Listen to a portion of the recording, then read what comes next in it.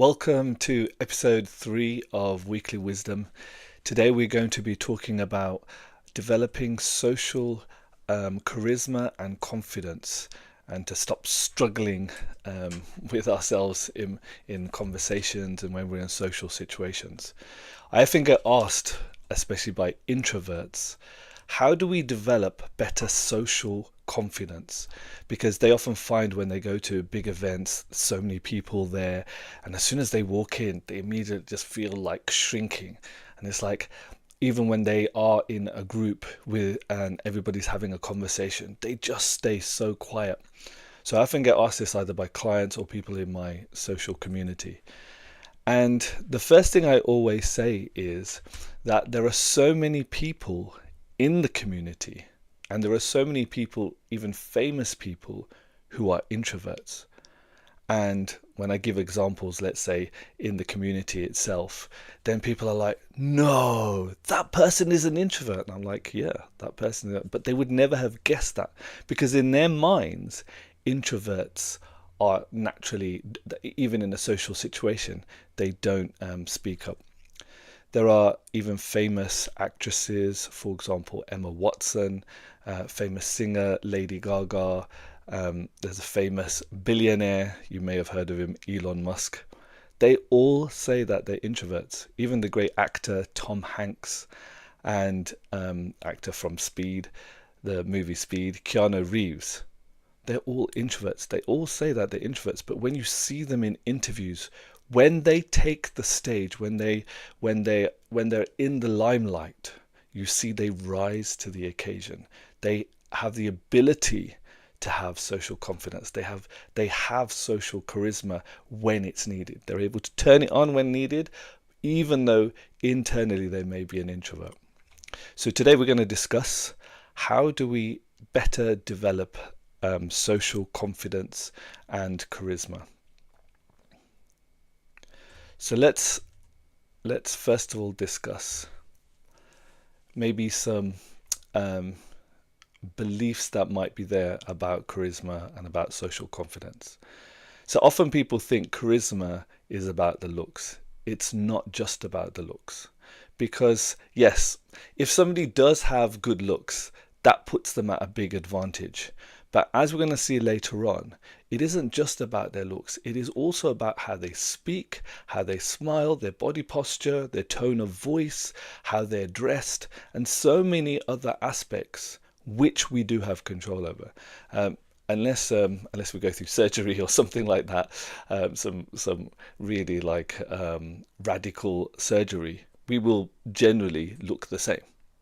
So there's nothing much we can do about that. But the other aspects we can work on.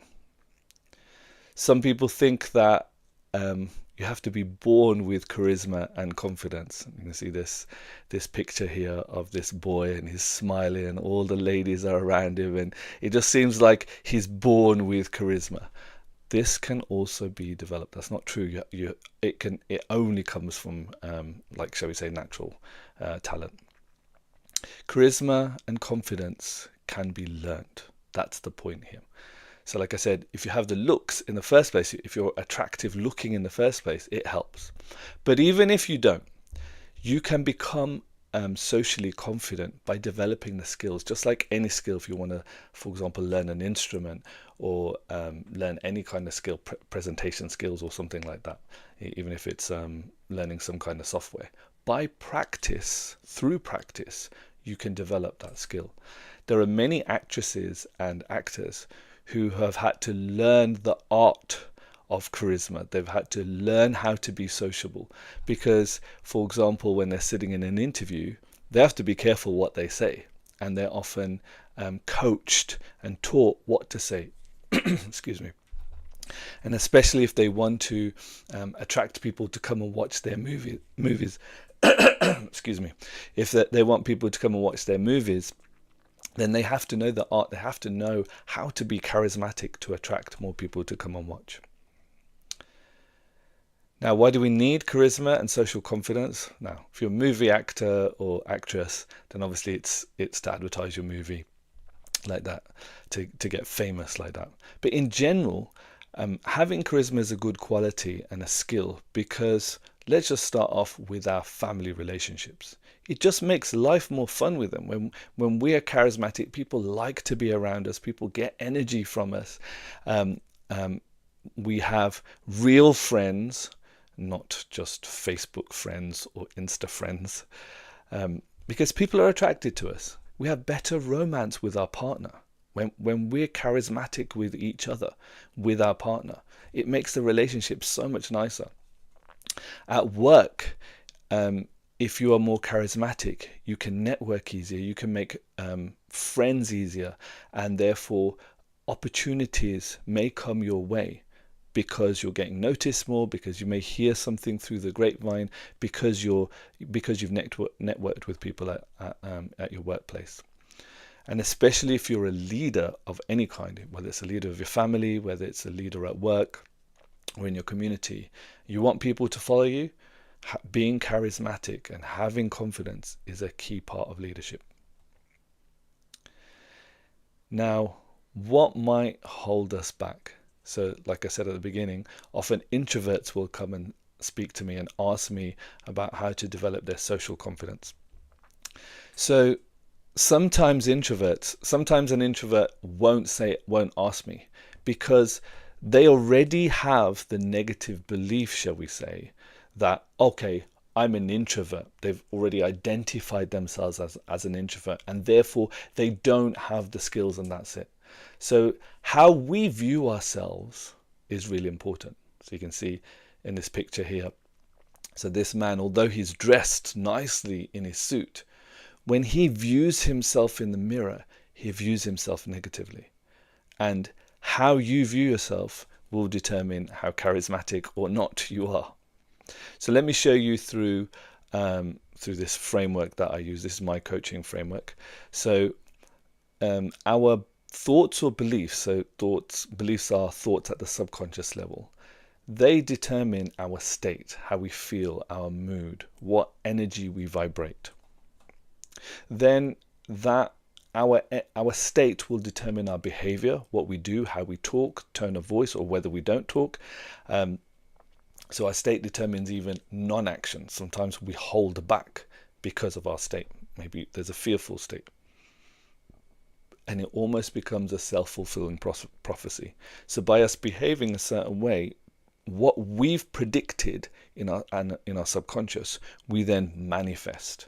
And it literally is it's almost like a feedback. What we're thinking in the first place, we create that situation, and then it just feeds back. See, I told you so. So let me give you an example. Let's say we're about to go to a party, and even if we dressed up, even if we maybe were a little bit excited to, maybe nervous, but there's somewhat excitement to go to the party. And then just before we enter that party, we have this thought, oh, actually, I'm a really boring person, or you see somebody there and you see everybody smiling and laughing and joking and having a great time. And then that brings up maybe some insecurities there. The inner critic, which we spoke about in the previous episode, the inner critic comes up and tells you, hey, you're an introvert. You're boring. You have nothing interesting to talk about or share. You don't do anything remotely interesting. What are you going to talk about? Nobody cares about what you have to say. So, what kind of state does that then generate? We become shy. We become closed off. And so then we end up being quiet. So we may laugh at other people's jokes, but we won't share. We won't, maybe there's a really interesting conversation. And maybe even you have a thought of something that you want to say, but you won't say it. Because you're boring. You've already had that. You've already decided that. And so as a result, after you leave the party, people may even say, hey, you know that so-and-so? They're so boring. They didn't say anything. They were so quiet. They didn't say anything in the whole party. Yes. So who created that? Who generated that in the first place? Where did it start from? It started from our thoughts, our beliefs. So what might be holding us back in terms of our social confidence? One of the things is actually our state of mind, what we think about ourselves. So of course that needs to change. Charisma starts from within you. It's not just what you do externally. It actually starts from within. It's not just to do with looks. It's what you think of yourself. So if you like or love yourself, that then creates a healthy self-esteem, which then creates good states, confident states, charismatic states.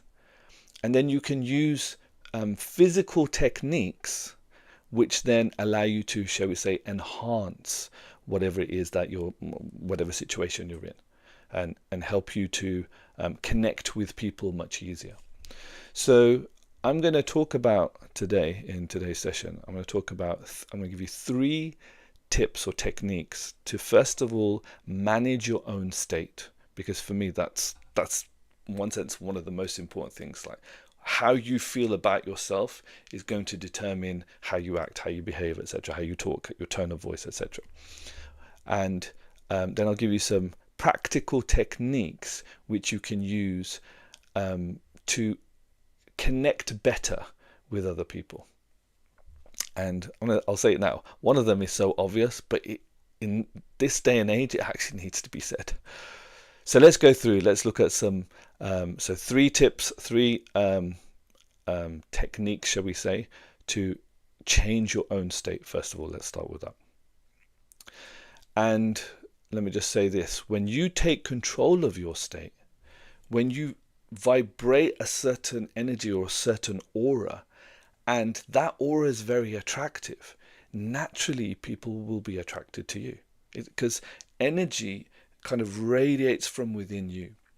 There are studies from the Heart Math Institute where they have looked at the vibration, or the electromagnetic vibration from the heart area, and it actually has an influence out for about, I can't remember the exact figures, but some like 3 feet, 5 feet, something along those lines. In other words, but it's significant.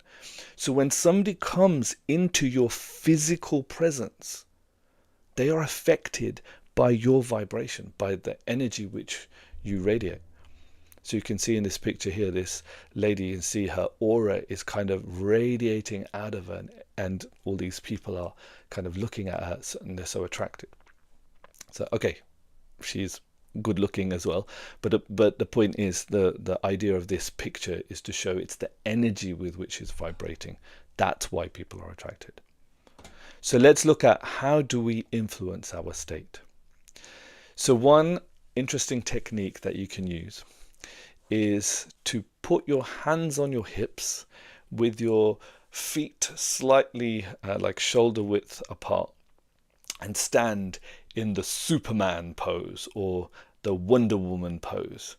And you stand there, and of course you don't need to wear your underpants outside of your trousers like Superman does. So you stand in this pose, back straight, put your hands on your hips. You can do it now, even if you're sitting down, you can do it sitting down. Ideally, if you can, stand up, and try this at home. And you actually stand in this pose for 2 minutes. And even you can look in the mirror. And as you do so, you can say something like, I like myself. I like myself. And if you're up for it, you can even say, I love myself, or I believe in myself. Say, I believe in you, and whatever your name is. And you stand there like this, back, pull your shoulders back, stand there in the Superman pose. And this has the power to influence your state. Because when you stand there like this, and you say these words to yourself, I like myself, or I believe in myself, etc., it changes your mood towards yourself.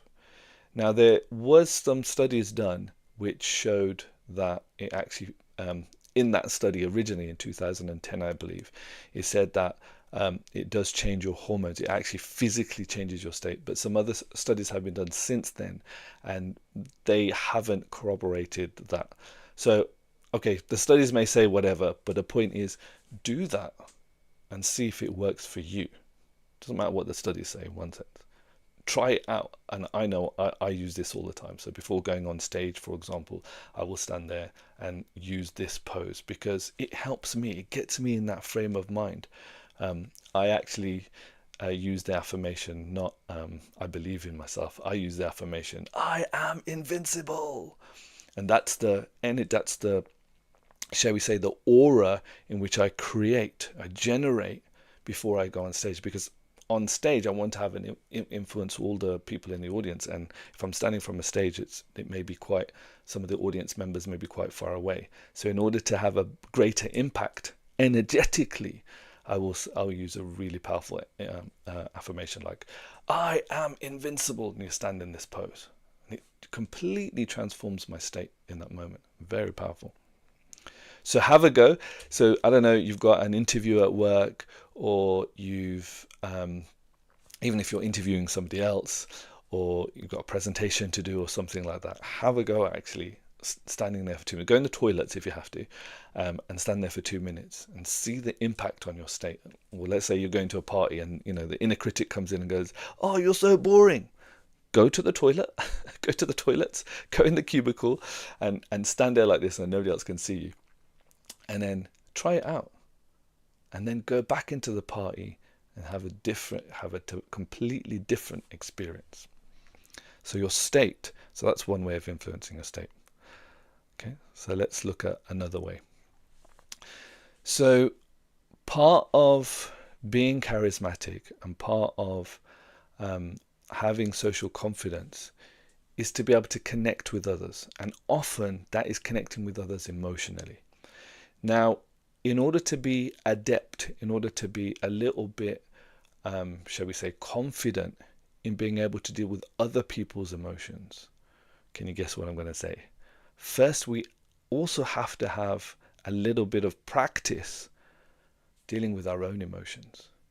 And the problem nowadays is that there are a lot of people, there's one big technological advancement that has, shall we say, distracted us away from spending time with ourselves. And of course, we all know that what that is. That's the phone.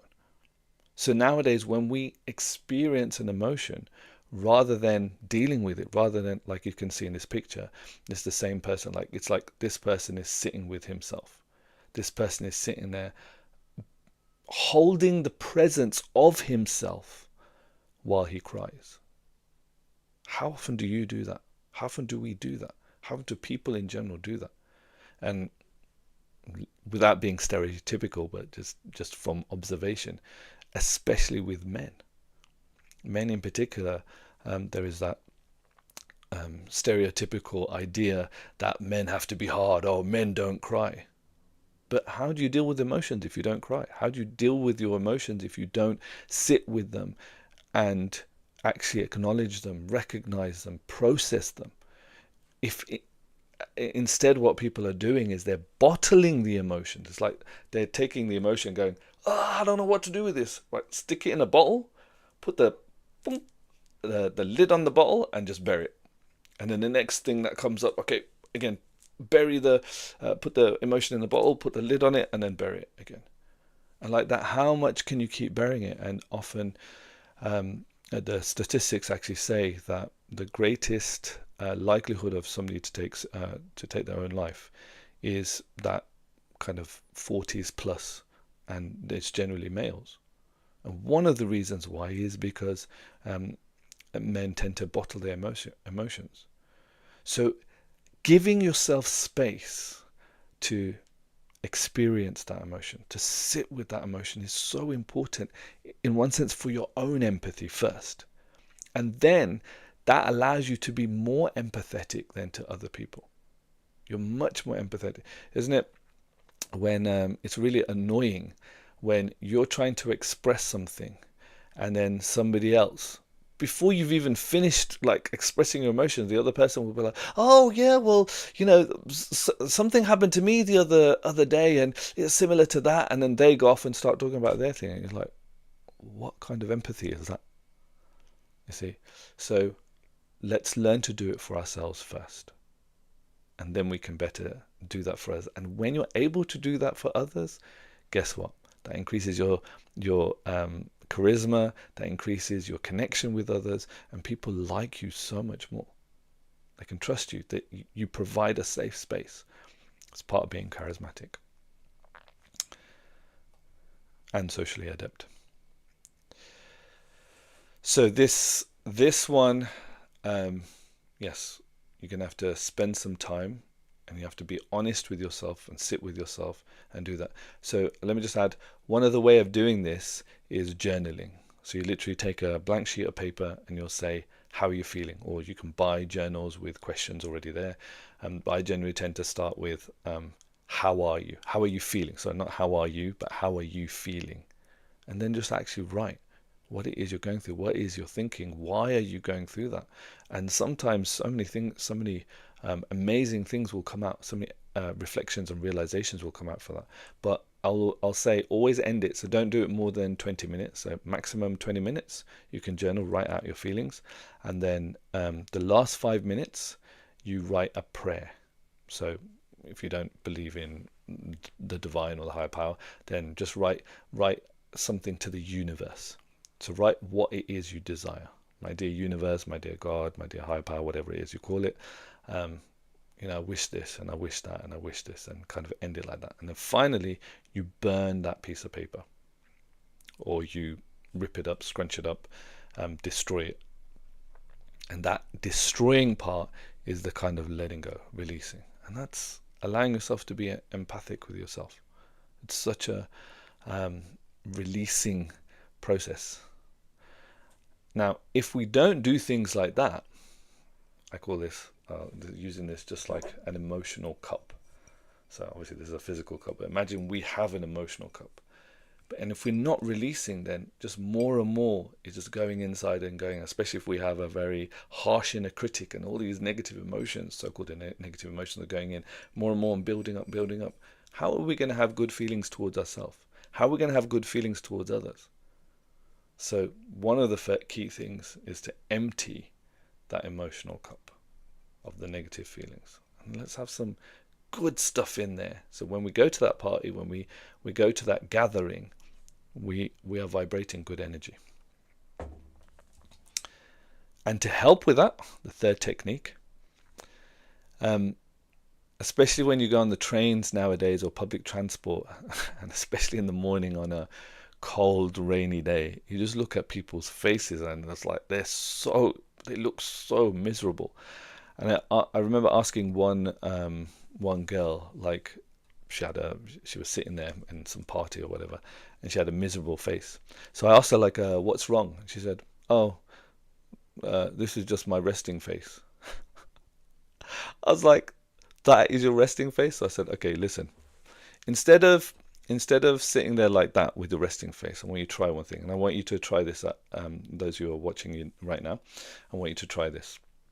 So see that the corners of your mouth, I want you to stretch the corners of your mouth towards your ears. Stretch the corners of your mouth towards your ears. Do it right now, do it right now, do it right now. And what do you notice? How do you feel?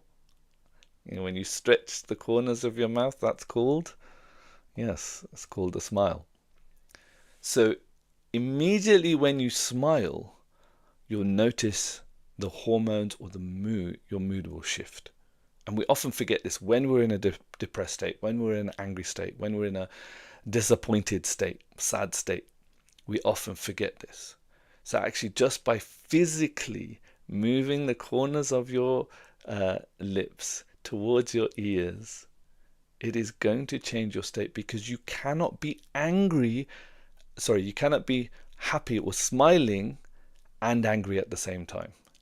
You cannot be depressed while smiling. It's impossible. Try it. Smile. Think about some. So hold your the corners of your mouth towards your ears, and try and think about somebody you're angry about, and hold a smile, and really try and be angry with that person. And it's like, damn it! It's really hard to be angry with this person right now because I'm smiling and laughing. So it is a physical thing. It's actually, as soon as you do that physically, it puts you into this good state. So one of the things is smile more. And let me just give you a bonus tip.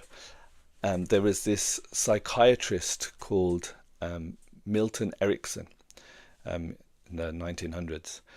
And there was one person who came to him and said that, I think it was a he, saying that he was very depressed like this. So what he told him was, when you leave this session now, when you leave my therapy room, I want you to count all the chimneys along your way. And then when you come again tomorrow for the next session, again, I want you to count all the chimneys along the way. So the person agreed, said he would do that. The next day when he came back, his mood was so much better. And then Erickson told him again, do the same thing. And he said, do that every day, go out, and I want you to count the chimneys along your way. So gradually, he came back. Every time, his mood was so much better. So what was the reason behind that? What Erickson understood was, when somebody is depressed, when somebody's in a very low state, you will generally find they look down. That's right, they look down. And when they're looking down, what they're doing is they're having a negative dialogue with themselves. There's a negative self-talk going on. So what Erickson cleverly did was he told him to look up. So the principle of counting the chimneys was that he was getting him to look up. By looking up, he was now changing the internal dialogue. So Superman pose, smiling and looking up actually changes your state. And so often I'll do that when I notice there is a negative self-talk and I realize I'm looking down, I'll immediately snap out of it by looking up. As soon as you look up, it just changes your mood. Even if it's a dull grey sky, just the process of looking up to the sky, looking up to the ceiling, changes your mood. Try it. Okay, so those are 3 techniques for changing your state. So what were they? The first one was, let me just go back. So the first one was using the Superman pose, and then you can say some powerful affirmation, some powerful statement while in that pose. The second one was increase empathy towards yourself. So spend time with yourself, spend time in those emotions. And as you become more empathic with yourself, and empty your emotional cup, you will naturally become more empathic with others. And then of course, smile and look up more. Okay, so that was to do with changing your state. Now I'm going to give you 3 tips, some, shall we say, practical tips for becoming more socially confident. So some techniques that you can use when you're in a social environment. So the first one often people say is, I don't know what I'm going to talk about. I told one client, for example, go speak to somebody at work. And the first thing she said, that you don't know. And the first thing she said was, what do I speak about? What should I talk to them about?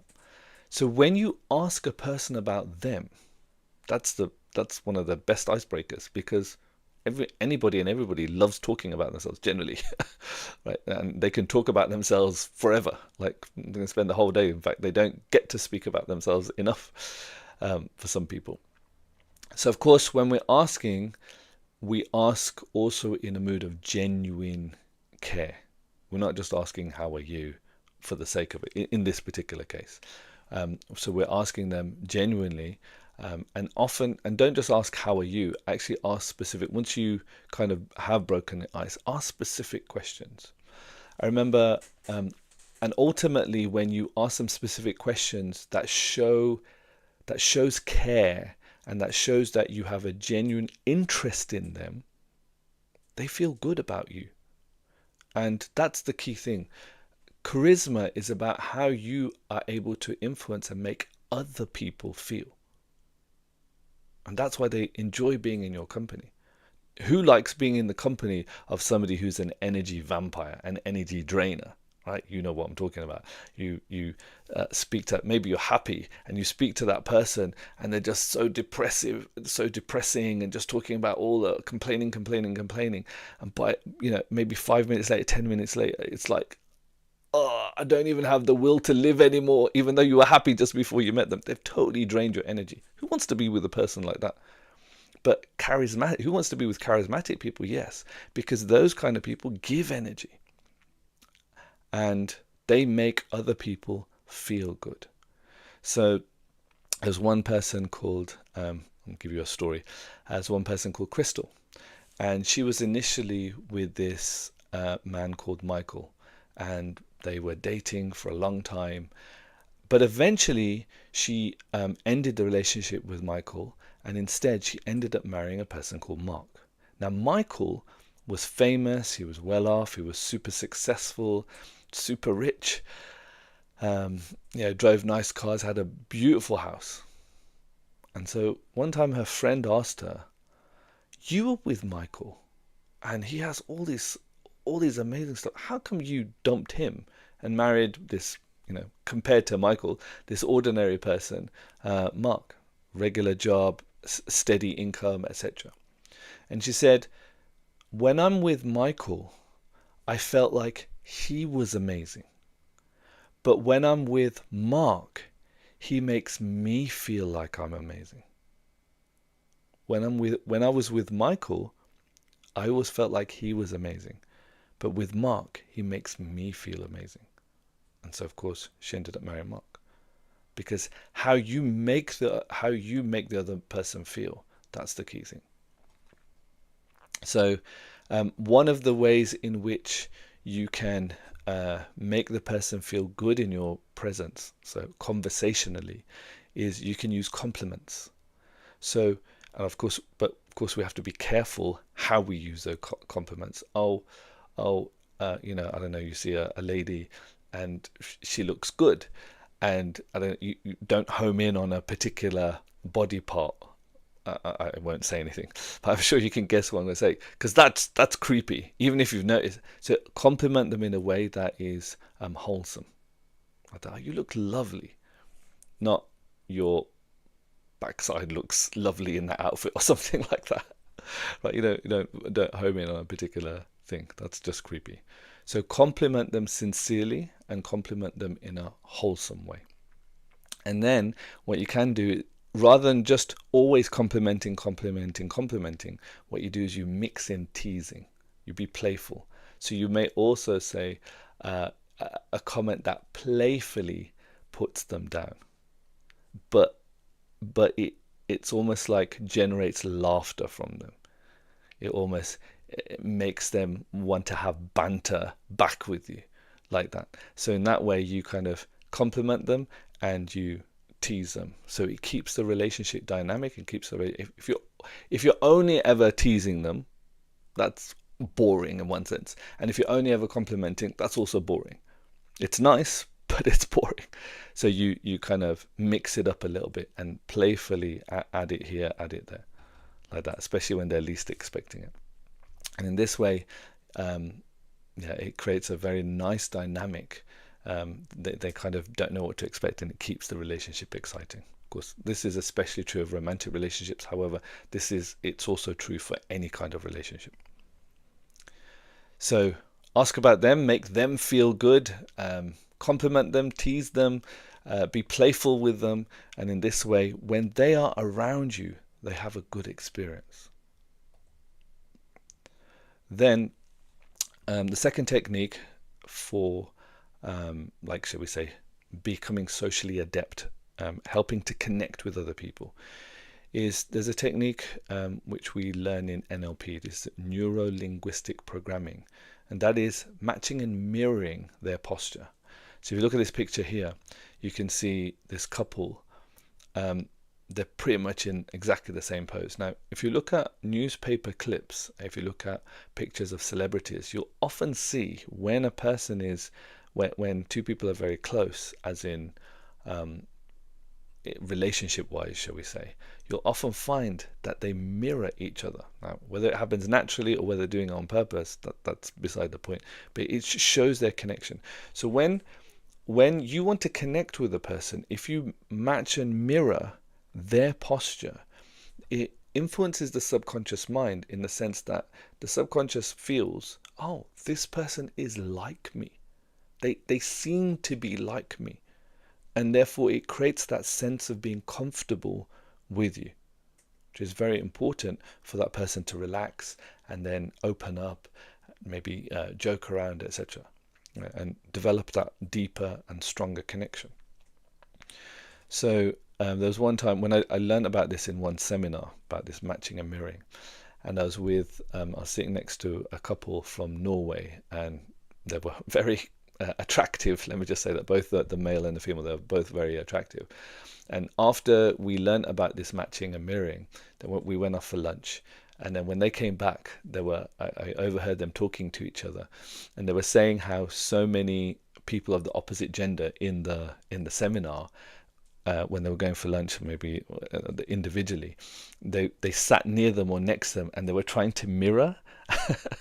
They were trying to mirror what they were doing. They noticed because we just spoken about it. In other words, they were trying to make a connection with them, and then the guy had to say, "Look, like he showed his wedding ring, I'm taken," and the lady had to do the same thing, like that. People were hitting on them, but using this technique. Yeah, I thought that was quite funny that immediately people were trying to hit on them. So yes, if you want to connect with somebody, one way of doing that is matching and mirroring their posture, and that works even at a subconscious level. Sometimes they can't even understand. Like, oh wow, I just feel. They'll say something like, "Oh, I just feel so. What's the word? Comfortable," or it's just easy being with you. Yes, because the physical postures are matching. And then the third tip and the final tip is become a good conversationalist. So increasing your general knowledge allows you to be able to speak on different subject matters which might be of interest to the other person. So, for example, if you're going to a social group and you already know that that group is interested in a certain thing, maybe there's a particular topic in the news at that time, read up on it. Because then when you go into that gathering, you can talk about that. Often what I'll do, especially if there's young lads there in our community, I'll talk to them about which football team they support. And then we have a whole conversation about football. And I know this is a good way to connect with people, because generally football fans are quite passionate about their team. They have strong opinions, and they really they love talking about it. They do it with a oomph. They have a zest about it. So now when they're getting an opportunity to talk to me about their football team and what they're going through and all this kind of stuff, then they're having a nice time, because they're talking about a topic that they're very interested in. Of course, I'm also interested in football, so that helps. But even if I wasn't, giving them that space and genuinely holding that space for them and allowing that, they feel so good about you. And that's one way to increase your connection with that person. And next time they'll want to come and talk to you, and if you've read up a bit more, and I don't know, the football team has lost something, and you bring that up and you talk about that and it just builds that connection more and more and more. So keep up with general knowledge, know what's going on, and also have some interests of your own. If you have something interesting, you could bring it up, because somebody else might be like, oh, that's really interesting. And they'll want to talk to you about it. And then you also get to talk about it. And they're also interested, and they get to learn something new. Often what I'll do, especially in a workshop, but even in a social gathering, a good icebreaker game is where you say to everyone, well, you say to, let's say, the person you met them for the first time, and you want to kind of just break the ice with them.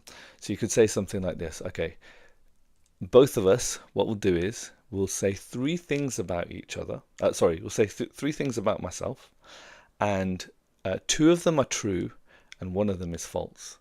And then the other person has to guess which one is false. So I'm going to ask you now, whoever's watching this, if you're watching this right now, I want you to write in the chat, use the chat box right now, and write three things. Let's play a game with everybody who watches this. Write three things in the chat about yourself. So number one, number two, number three, and two of them are true and one of them is false. And then we're all going to guess, obviously in the chat later, we're all going to guess which one is false. And then you can come back to us and say. So let me give you an example of this. So I might say something like, Number one, my dream car is an Audi A5 Cabriolet. Number two is I support football team Man United. And number three is one of my all-time favorite movies is Avengers Endgame. Now, why did I choose those three things? If you look at the topics, you'll notice those are three things that I care about, and that's why I chose them. So the first one, I said my dream car, so I'm interested in cars. The second one, I spoke about which football team I support, so I was interested in football, Premier League. And then the third one I spoke about, which is one of my favorite all-time movies. So I'm interested in movies. So that immediately gives us a conversational start. It gives us some topics that I can engage with. And if somebody else did that and they spoke about different things, I don't know, they went climbing Mount, I don't know, Mount Everest, maybe Mount Snowdon in Wales or something like that. So let's say that's true. Immediately we could start up a conversation. Oh, how was that? Like, how did you do it? And how long did it take? And immediately that becomes a conversation starter. So this is a good, this icebreaker technique is a good way to have fun and also to get to know that other person a bit better. So in general, it's like, yes, increase your general knowledge so you can talk. Okie dokie. So those were the techniques. So I gave you 3 techniques to change your state, and I gave you 3 practical techniques that you can use to increase your social adeptness, your ability to have conversations with people. Now, I didn't touch on this point about liking or loving yourself. So I actually have a workshop which you can look it up here. So there's the web address. We'll put it in the comments and the description below. This workshop is called Heartbreak to Heartfelt. So this specifically talks about helping us to increase and strengthen our self-esteem, especially if you've had a difficult childhood, you've been bullied, you've gone through a lot of heartbreak, rejection, and things like that. So then what happens is that we may have a negative view of ourselves. And there are some people that can't even say the words, I love myself. So one quick test is say the words to yourself, I love myself. And sometimes people find that hard to say, and then I'll say, okay, say I like myself. And sometimes people even find it hard to say I like myself. So if our self-esteem is damaged, if we have an unhealthy self-esteem, then that makes it very difficult to follow some of what we've just discussed here. Because if right at the internal level, our mood is negative towards ourselves, then how are we going to radiate charisma? How are we going to radiate that positive energy? Because that's got to come from deep within us. So if you feel that you need to work on that aspect, please check out this course. Like I said, the description is below. Or if you want to have get in touch, have some discussions, a one-to-one session. I start with a free consultation. We can have a discussion then. We'll get to know you a bit better, and then we can discuss a plan of action way forward to help you develop that more better self-esteem, develop that charisma. I've done this many times for many clients, change their lives, and often people will ask them, "What? Like you're so different. You're more talkative, and you're more this, that. You're so much more open. Like, what did you change?" And they're like, "Go see Nij." Or go on this course, go watch his stuff. So yes, that's what I'm here for, to help and support you along the way, along your journey of self-discovery, I call it. Wonderful. So I will pause there. Are there any questions or any feedback? And thank you so much for joining and watching. Let me just check if there are any questions or feedback. Please write them in the chat, and then we can discuss. And just while people are writing in the chat, so the next episode we are going to be discussing love versus lust. Now this is a very deep topic, and one of the one of the things that we discover in relationships often is that people are in the relationship thinking that it's love, but actually it's not quite.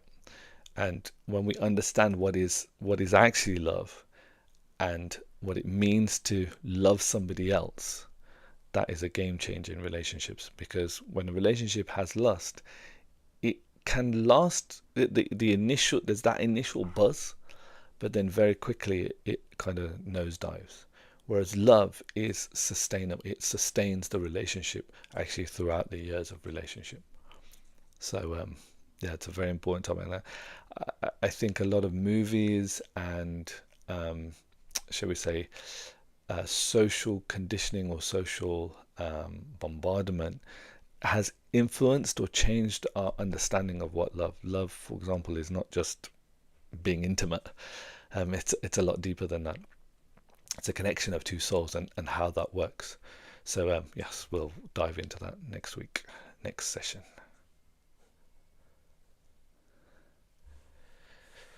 So somebody's put in the comments, thank you. Don't give one word replies as well in conversation. Yeah, those are conversation killers. How are you? Good. Like, what are you supposed to go with this? Total mood killer, yes. And doesn't allow the conversation to go away. Yes, thank you. Very nice point. Okay, so if there are no other questions, I look forward to either hearing from you or we'll see you in the next video.